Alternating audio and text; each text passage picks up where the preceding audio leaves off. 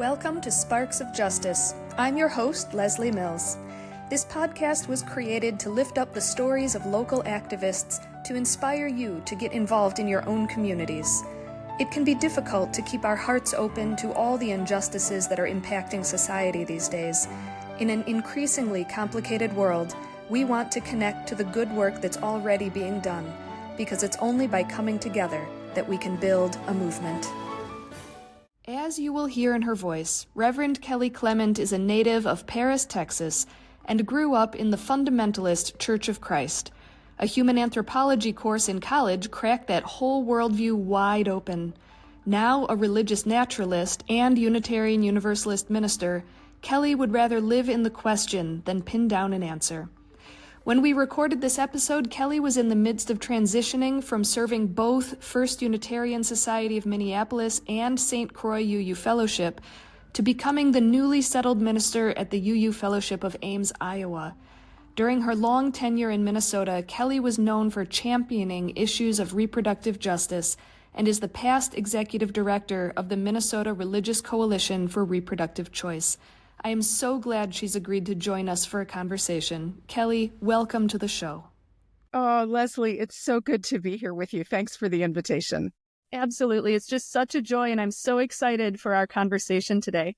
Why don't we get started by just talking a little bit about your relationship to Unitarian Universalism here in Minnesota? I love to tell this story. In 1997, my husband, Mike, took a position, a postdoc at University of Minnesota, and we moved here from Madison.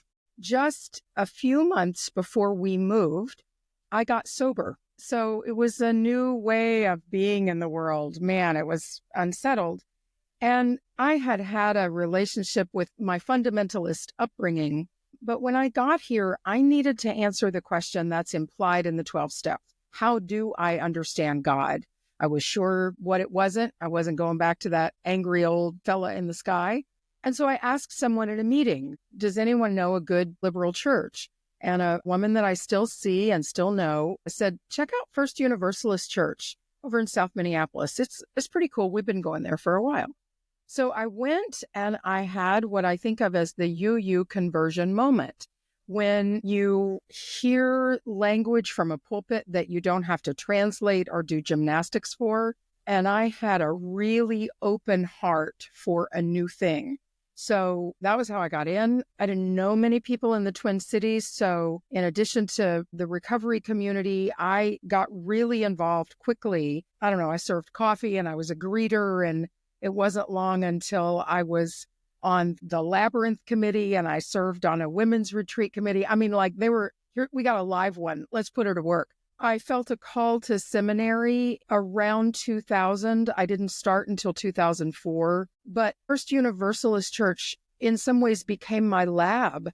Once I was in seminary, I was like, oh, this is really what we're doing here. And I served on an annual Canvas stewardship campaign, and I was on the board, and I sang at events, and I was a member of AUW for a long time. And there were just many different things that I did. And I will always be grateful for that experience at First Universalist Church. And what a rich environment to dig into Unitarian Universalism and Minnesota and just really get those gears turning.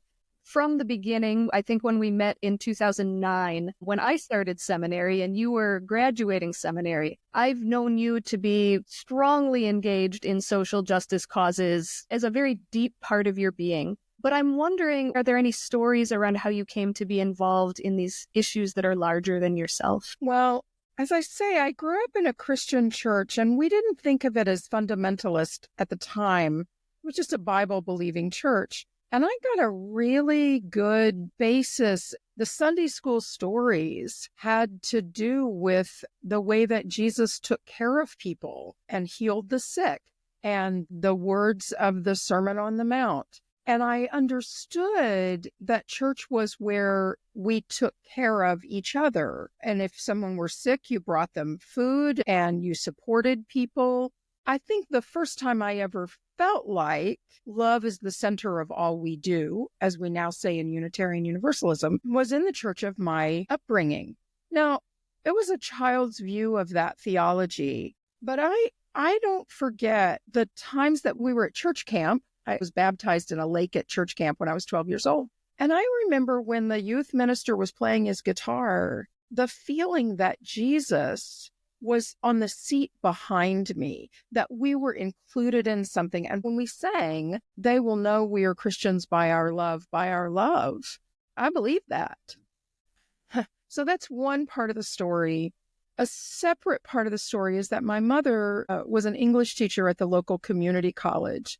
One of the courses of her master's work was African American literature. And the very first poet I ever knew as a poet or understood anything about poetry, I was a little girl, was Langston Hughes. And she bought me a book of Langston Hughes poetry, Don't You Turn Back. And I'm 61, so this was in the civil rights movement. I didn't know much about the civil rights movement, but I understood that there was a different experience and that what I was called to do as a Christian was to have largesse, right?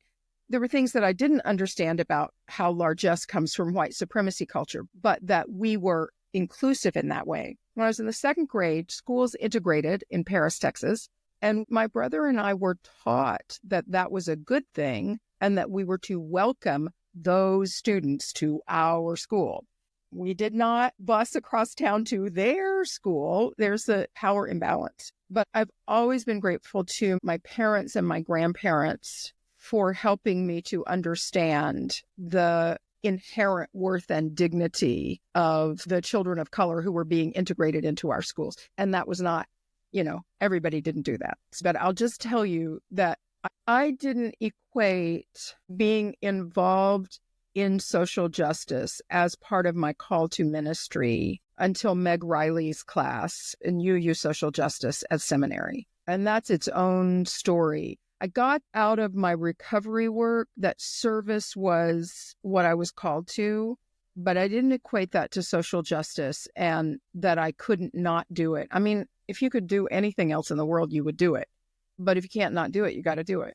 And that came out of Meg's class. And you're not the first person on this podcast to mention Meg's class. I know that, at least in recent years, your social justice work has been very focused on reproductive justice.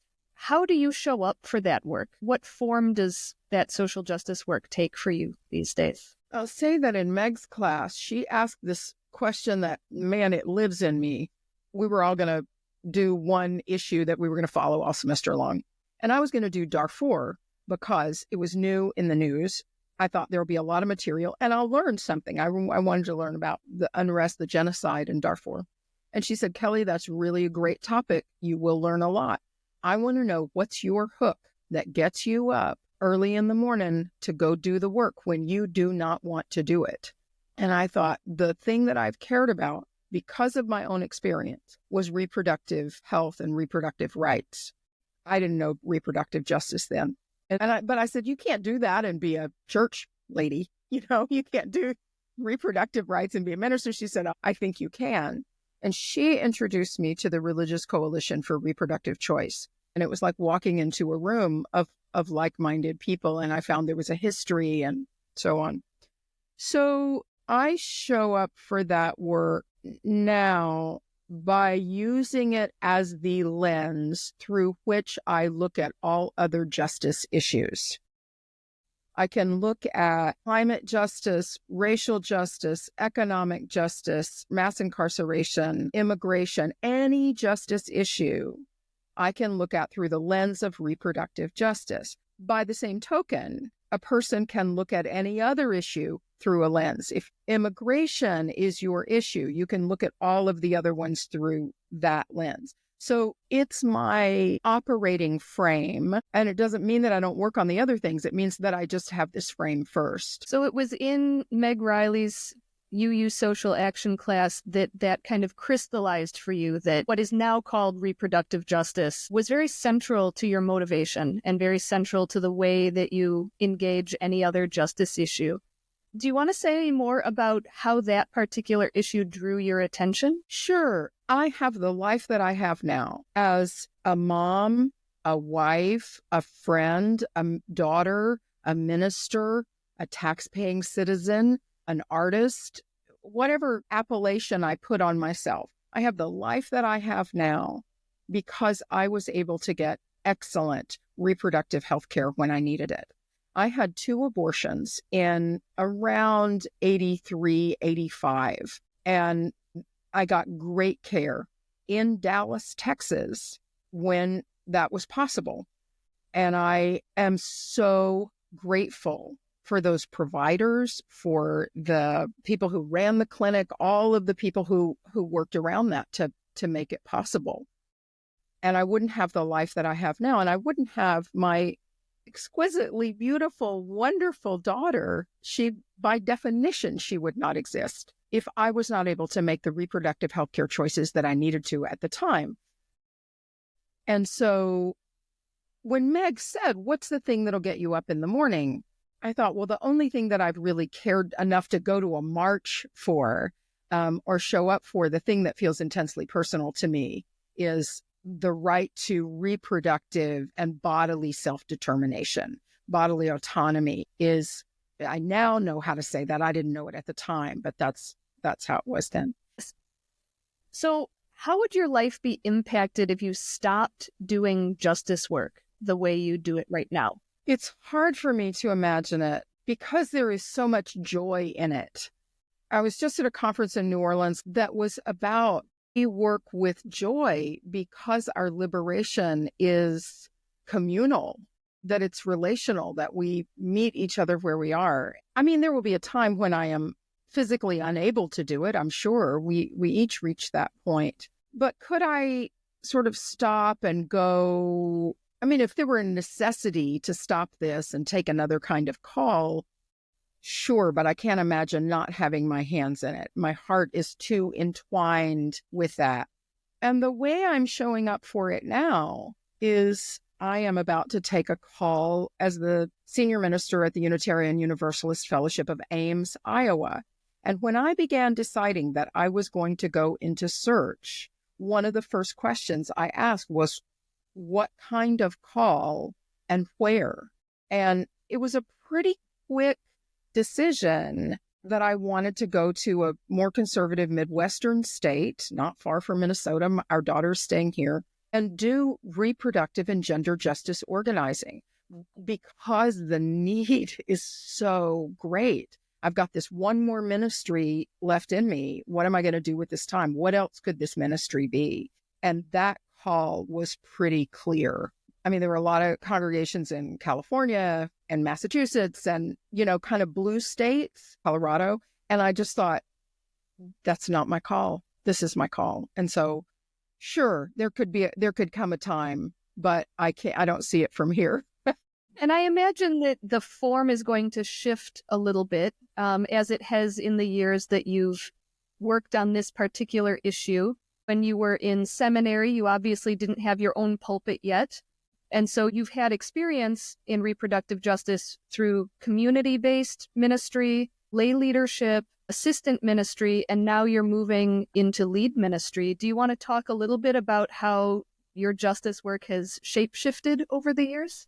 And that is a really good question. I really am grateful for First Unitarian Society of Minneapolis for putting their resources into a social justice minister position. I am assistant there, and part of my portfolio includes social justice. And there are a lot of congregations that have assistant ministers and so on, but they don't specifically say this is for social justice. So I have been so grateful to First Unitarian Society for putting that there.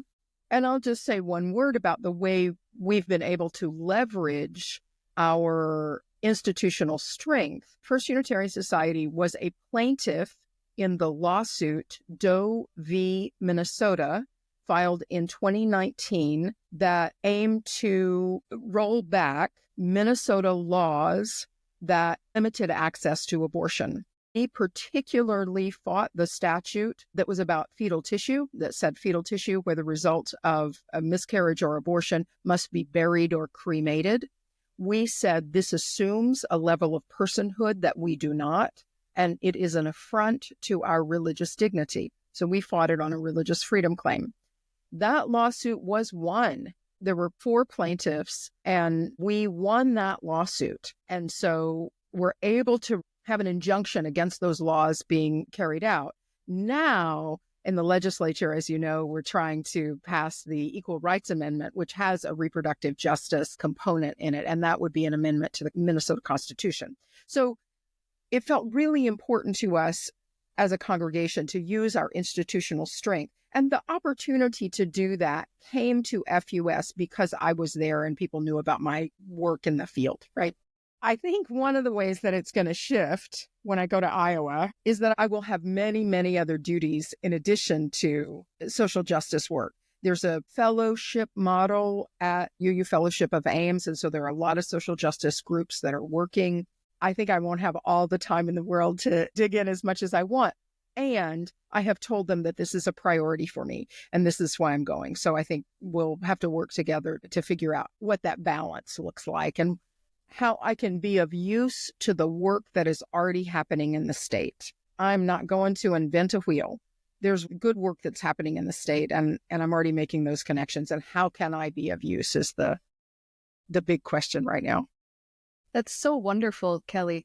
And I know that part of the purpose of this podcast is hopefully that listeners will be able to hear these stories of different activists, different social identities that have led to the activism, different ways of engaging, different topics to engage. And I'm wondering, what did your engagement look like before you had a pulpit that might be inspiring to folks in the lay leader position? I have spent a lot of my life in the nonprofit world. And when I was in seminary, as I say, Meg Riley introduced me to Religious Coalition for Reproductive Choice. And I found out that there was a Minnesota chapter, and I found out there's something called Seminarians for Choice. So I called him up and I said, hey, I want to do, what can we say about this? And again, it was like, oh boy, we got a live one.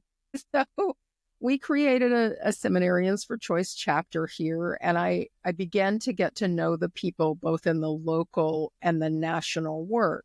I think the message is, what is the thing that turns you on? What's the thing that you get up for in the morning? And find out who else is doing the work and then join their work. It's so important. And I think this is important for me as a white person to remember, always remember, is that I do not have to be the smartest person in the room. I do not have to have all the answers. I cannot have all the answers. Someone else is already doing this work. How can I join that work? And then maybe it'll take me off in a different direction, you know? But to me, that's accessible to all of us, because if there is an injustice that you see and you want to be involved with it, someone else is also moved by that injustice and you can join the work they're doing. That has been really, really powerful to me. I want to just connect that a minute. There's a lot to be said about white feminism as contrasted to intersectional feminism. And the so-called pro-choice movement has been one of white feminism. If you want to know more about that, the best book to read is called The Trouble with White Women. It won't bash you, it won't hurt you. It's a really great book to read, The Trouble with White Women. In 1994, as a reaction to the Clinton healthcare reform bill that was proposed, which left out reproductive rights altogether because they did not think they could get it through a Republican Congress, as a response to that move, a group of Black women came together in Chicago for a reproductive health rights and justice conference. And they said, in part, when Black women go for medical care, we go for reproductive health care, among other reasons, but that is one of the key reasons that we go. And so if you're leaving that out, you're leaving us out. And these 12 women, the mothers of the reproductive justice movement, articulated the human rights framework of reproductive justice: the right to have children, the right to not have children, and the right to raise our children in safe and sustainable environments. I'm going to say it again. The reproductive justice framework is the right to have children, the right to not have children, and the right to raise our children in safe and sustainable environments. It's that third one that opens up the lens to all the other justice movements, right? So organizations traditionally led by white feminists if they're smart, now are embracing that reproductive justice framework and bringing intersectional feminism and voices of color and leadership of color, Black women and other leaders of color and men, into the work to say our liberation is collective. So that's what it's meant to me, to be passionate about something, but to join other work and keep learning forward with it. I love that framework because it applies to all of us. Yeah. There's nobody exempt or left out from that framework. That's exactly right. Yep. So I know that once you start becoming aware of the injustices and the impact, it can be overwhelming. And sometimes that can be a deterrent to taking that step to reach out and get together with other people who want to make the world a better place for everybody. And I'm wondering if maybe you can speak a little bit to how do you deal with that tragic gap between where we are and where we dream of being? In 2016, after November of 2016 and early 2017, where it just, our hearts were so broken by the election of Donald Trump, I realized that I needed something between when I woke up in the morning and when I picked up my phone to see what was the latest outrage. Around the same time, I understood that I needed to play, that I didn't have play in my life. I'm sure I heard this on NPR, adults need play. I had not been a visual artist up to that point, but I found a YouTube video on permission to play in making art journals, junk journals, just out of cardboard and craft paint and glue. And I started my mornings before I got on my phone by going into this little area I carved out in my house and just playing in paint and paper and glue, putting on some music, and it was transformative. And I'm a regular art journalist now. I do this a lot. And so I think spiritual practice is one way. So that could be sewing or knitting or cooking or running or 1,000 other things that people might do for spiritual practice, yoga, aikido, as you do, right? Something that returns us to self without the noise of the world. That's one thing. And the second thing that feels really important to me is I live by are the words of Joan Baez.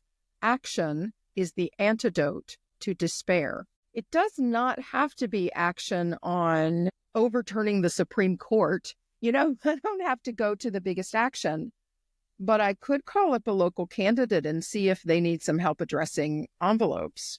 Or I could find out what Moose Jaw is doing with their postcards or door knocking. Or I could figure out from League of Women Voters how to help protect democracy. Or I could go work at a food shelf. They're all different kinds of service, right? Action is the antidote to despair. It turns off the there's no hope for the world and says, in fact, there is, and I cannot do that alone.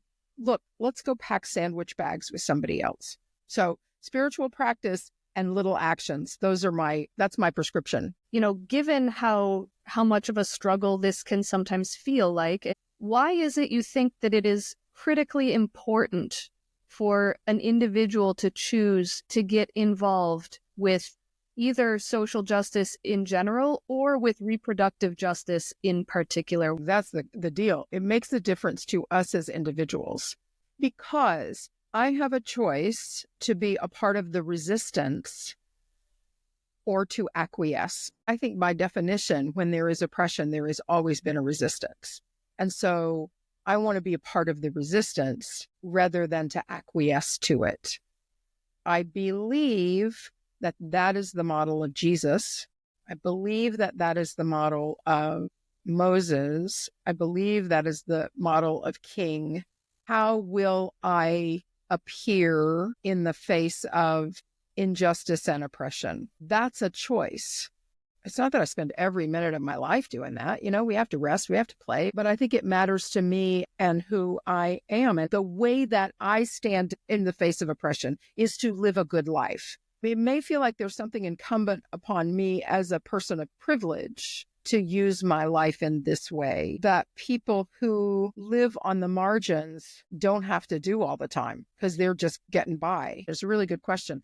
It makes a difference to us individually, whether we do so or not. But somebody could argue that point with me. You kind of started our conversation today mentioning your what might be called fundamentalist Christian upbringing in Texas, and how your nascent understanding of justice was grounded in those stories of Jesus's love and caring for the world and that relationship. So I'm curious, how over the years has your faith informed your activism? You know, your theology has evolved greatly since childhood and probably even since seminary, maybe. What beliefs and values drive this? And how does your faith drive your activism or inform it? I love the 8 principles of Unitarian Universalism.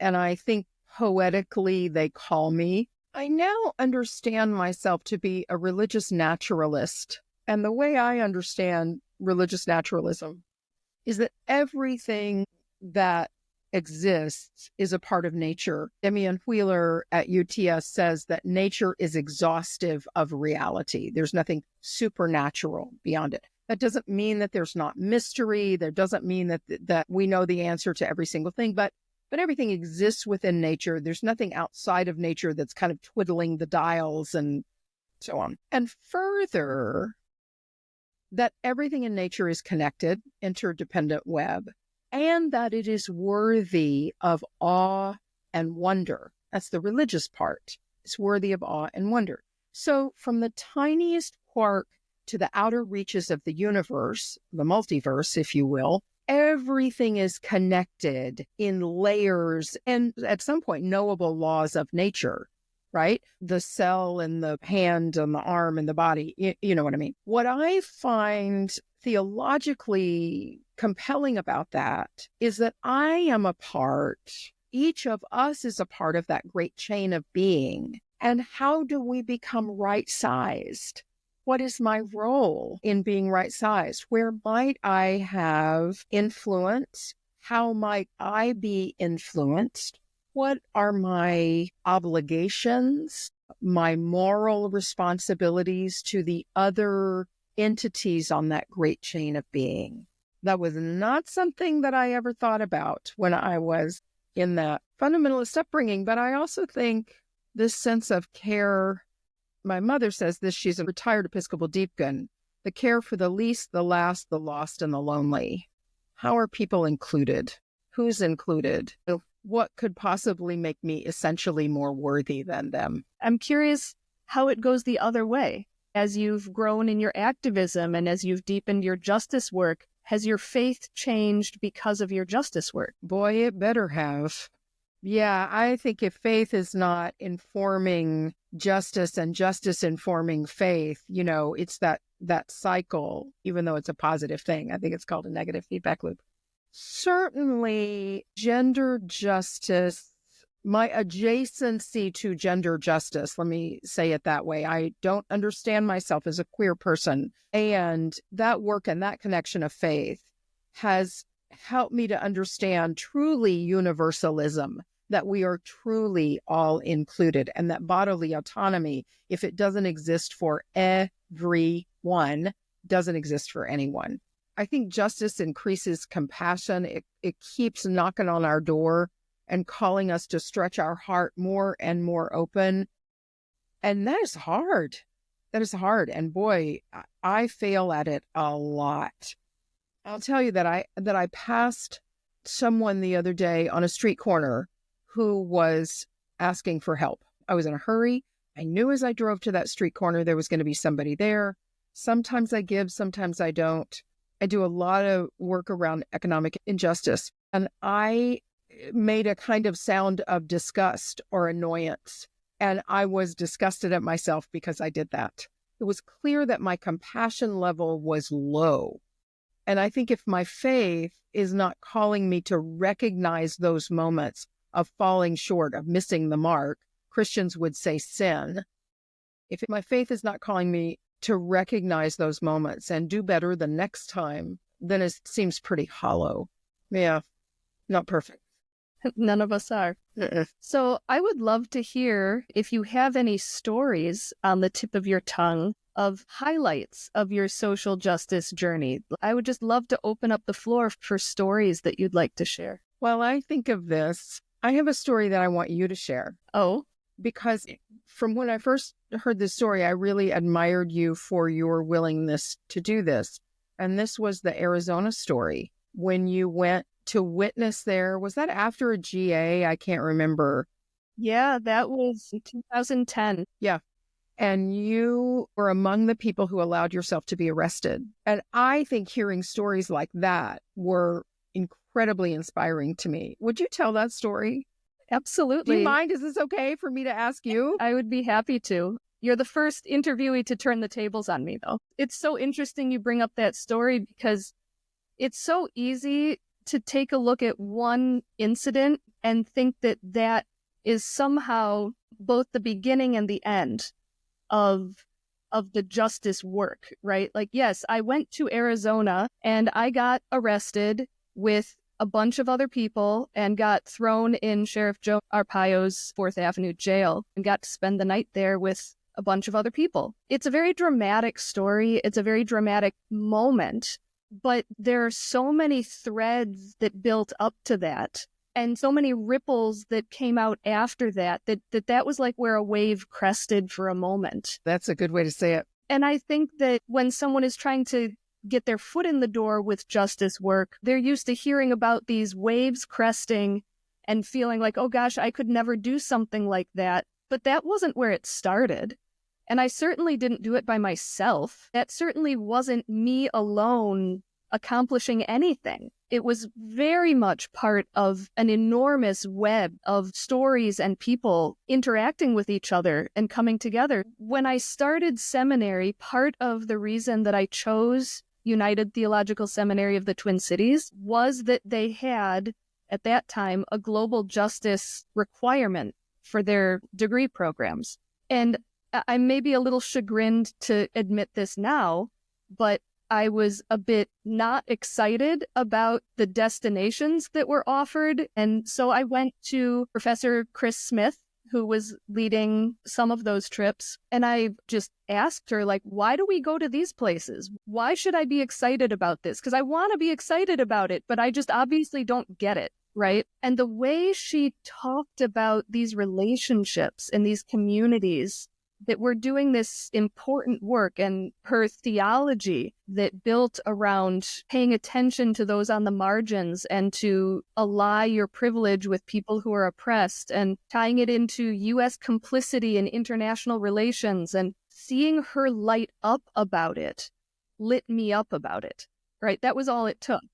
So I went with her to Chiapas, Mexico that year, 2010, and it blew me wide open. It was a shift in understanding my place in the world and my relationship to others in the world. It was this sense of needing to get completely outside of anything that resembled familiarity, to be able to look back at home and see it in a new light and see it more for reality, for what it was, instead of my comfort zone, right? So Yep. I spent 10 days with Chris Smith and other students in Chiapas, Mexico, learning so much. It was just so beyond anything I had experienced in my nice Midwestern upbringing. And I came home from that trip smack into General Assembly in Minneapolis. Literally, plane landed, General Assembly was already underway, and suddenly I was there.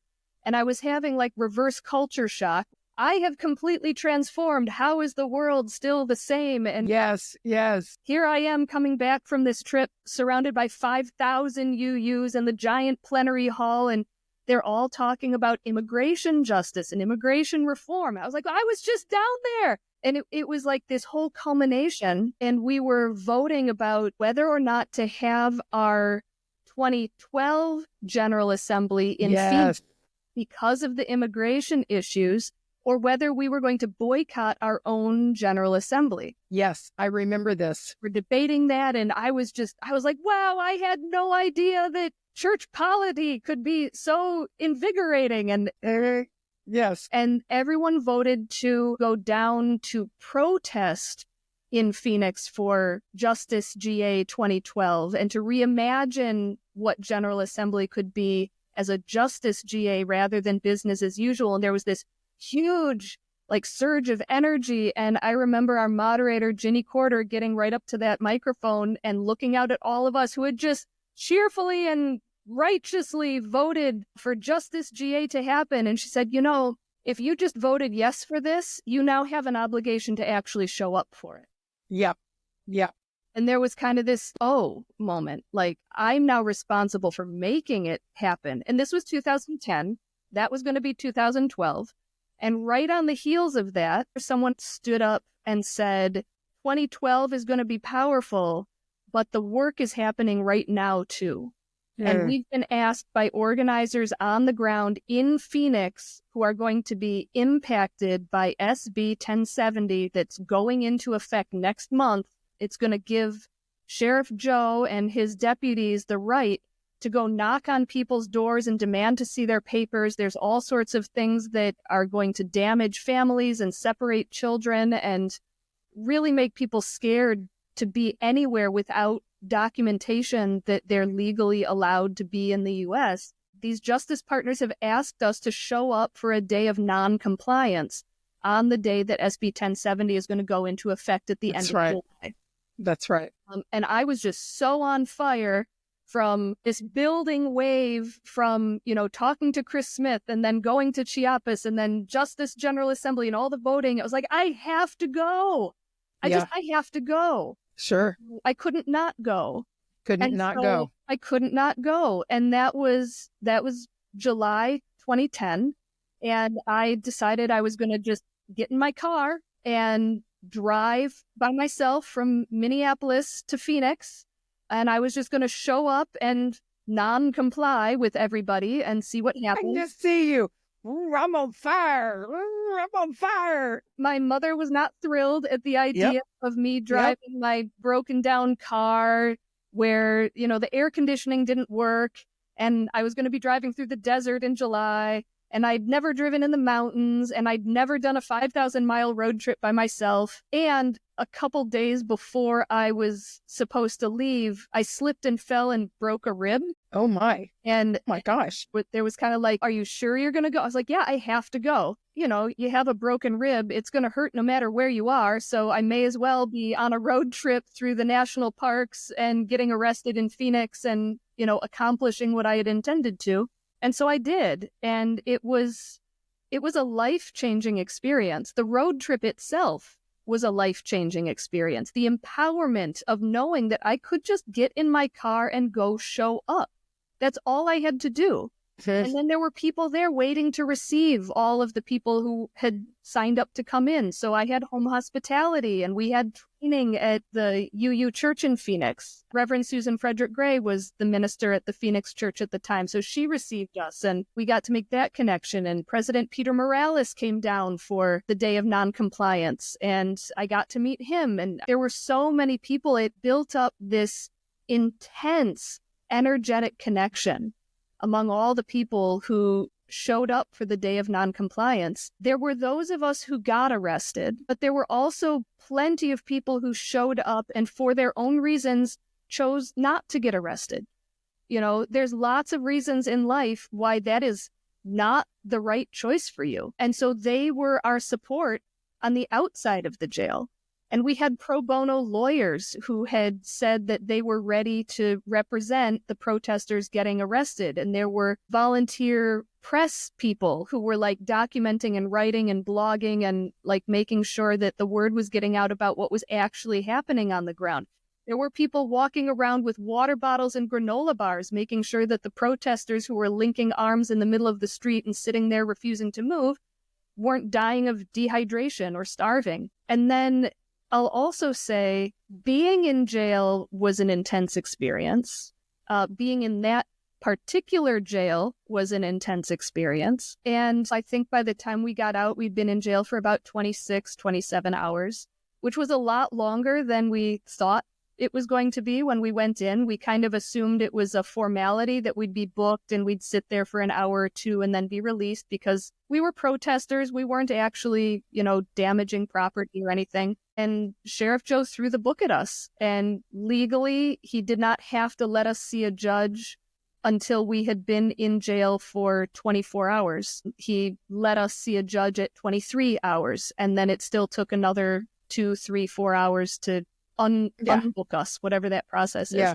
So we were all sitting there, and some people were feeling pretty shaken. It was disconcerting, to say the least. I won't get into all the weird mind tricks that they were playing on us for 20 some hours.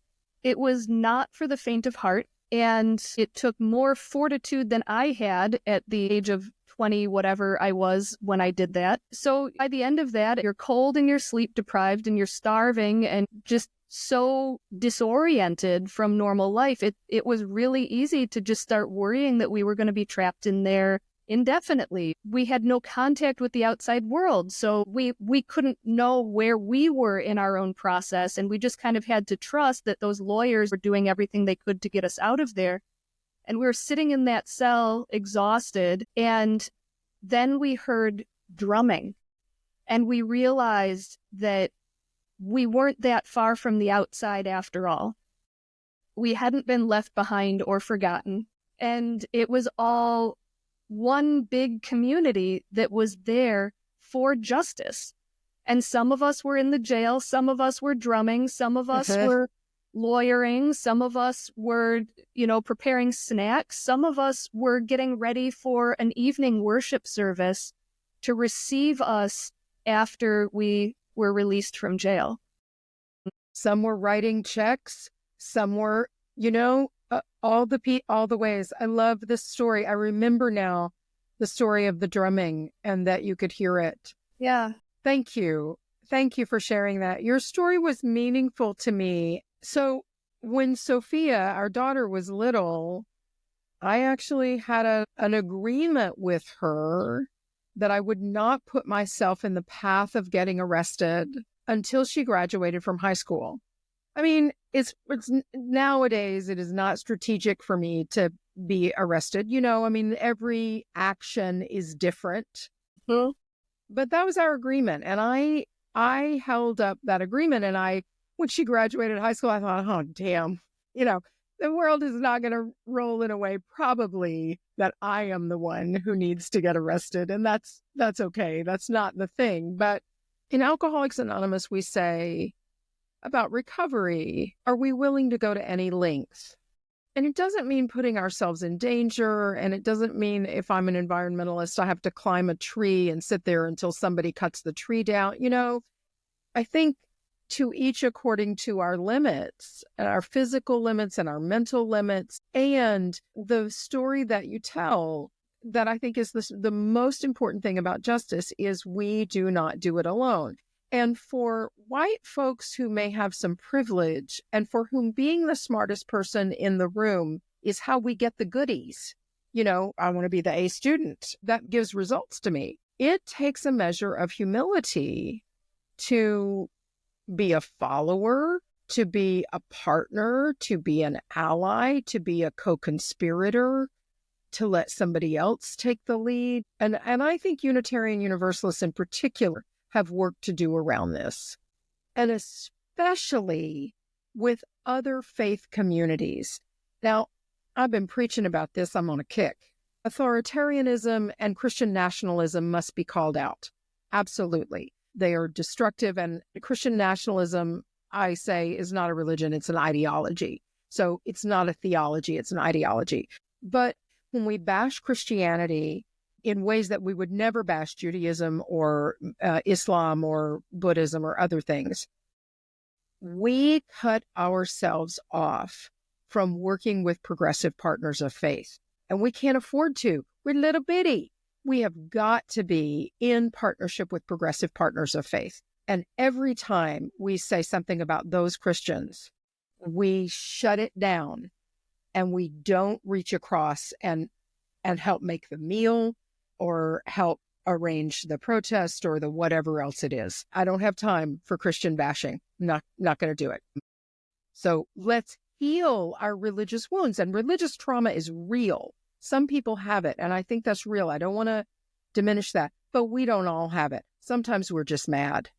And come on, let's move on and get to some spiritual maturity, because the work will not wait. Absolutely. And once you have found a church or a community of some kind that you feel is your spiritual and or religious home, what an incredible gift that is, to know that you have a place where you can be safe to tend to the wounds that drove you away from where you used to be. That part. And hallelujah that you aren't where you used to be. Right. And let's move on. It's okay. We don't have to stay mad at them. But it does take some work. One of the things that Unitarian Universalism, and in particular a kind of goddess-based neo-paganism that I practiced at First Universalist Church, helped me heal those wounds. I don't want to stay mad at that church that I grew up in. I think about it a lot. I think about that building. I think about my grandparents' church and being there with them. That's meaningful to me. Right. I am not a come-outer. I didn't have that kind of harmful ideology or theology in the church of my growing up. But I did grow up in the Midwest in a relatively conservative community and had kind of social woundings from unhelpful versions of Christianity, and mostly inflicted tangentially or unthinkingly. But I grew up with this chip on my shoulder that was very anti-Christian. And interestingly, when I realized that I was feeling called to ministry, I realized that if I had the audacity to aspire to be a Unitarian Universalist minister, I had no business having an anti-Christian chip on my shoulder. That part. I didn't know how to just let it go because the damage was real. The painful messaging that made me so angry and hurt was real. So the way that I chose to address it was to attend a liberal Christian seminary, figuring that if a liberal Christian seminary could not convince me that there was beauty in these teachings and things worth lifting up as worthy, then nothing else would be able to. That's nice. I like that. And I think being able to be in dialogue with the predominant faith expression of our world that we live in, I think that is a worthy way to do that. I also think some people, Unitarian Universalists, I've heard over and over again, well, I don't like anything about religion. We're just barely church. And I've said that myself. But I actually think that I am moving more in the direction of embracing the connective tissue, of course, religion, religare, connective tissue.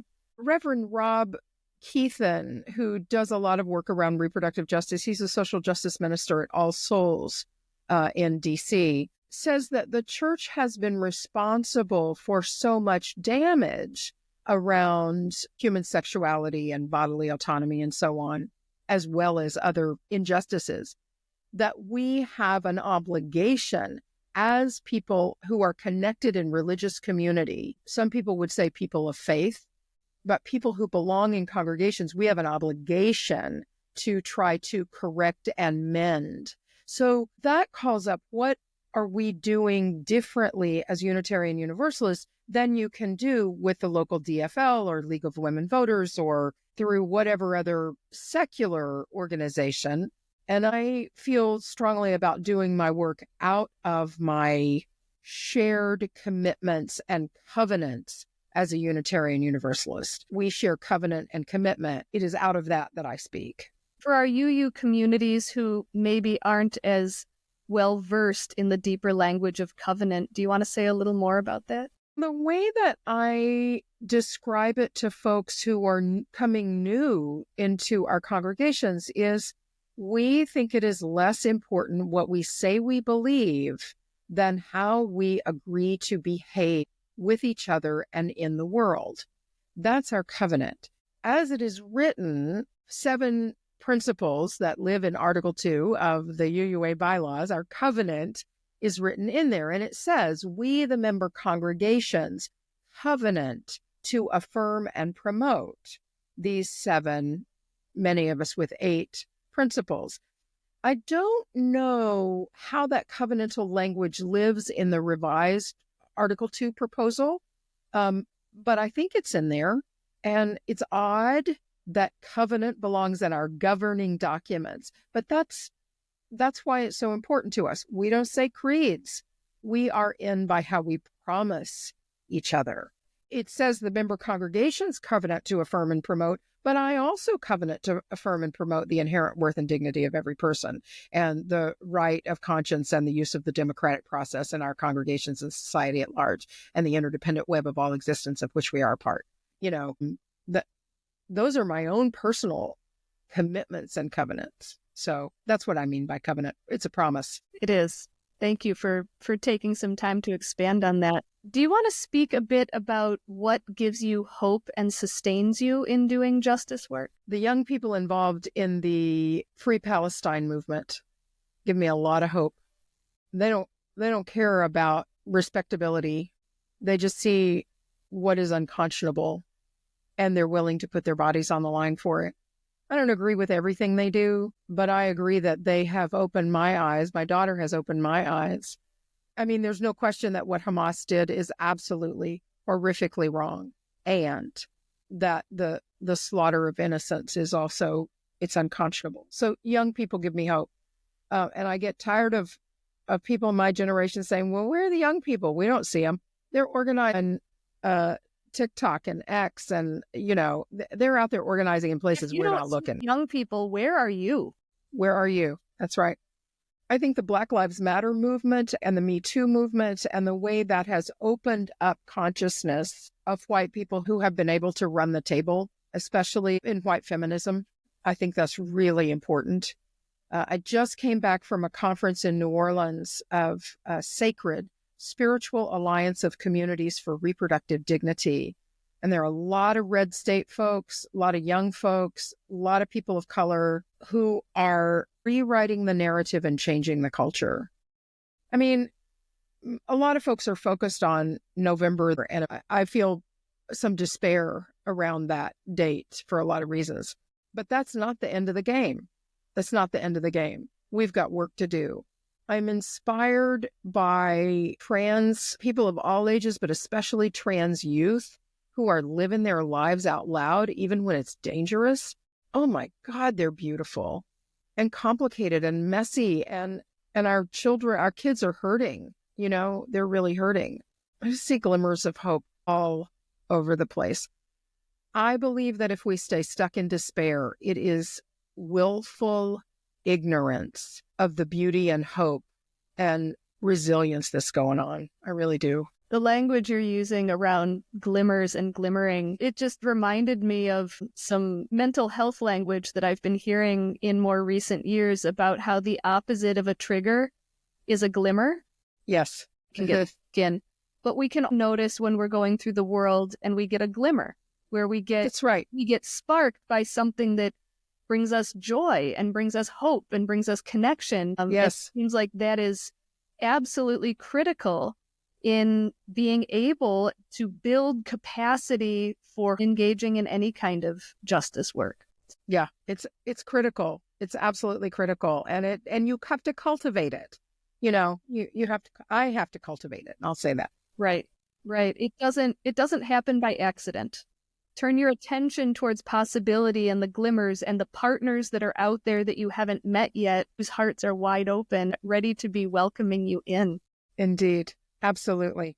So do you have any closing advice for people who are just trying to figure out how to engage in the justice issue of their choice? Is there the thing that gets you up in the morning when you don't want to work on it? Is there something that pierces your heart? Compassion is to suffer with. If we're compassionate people, we care about a lot of things. We really do. Is there a personal connection to something? Someone you knew who had X experience? And if it's not one of those things, it's okay if you don't have that.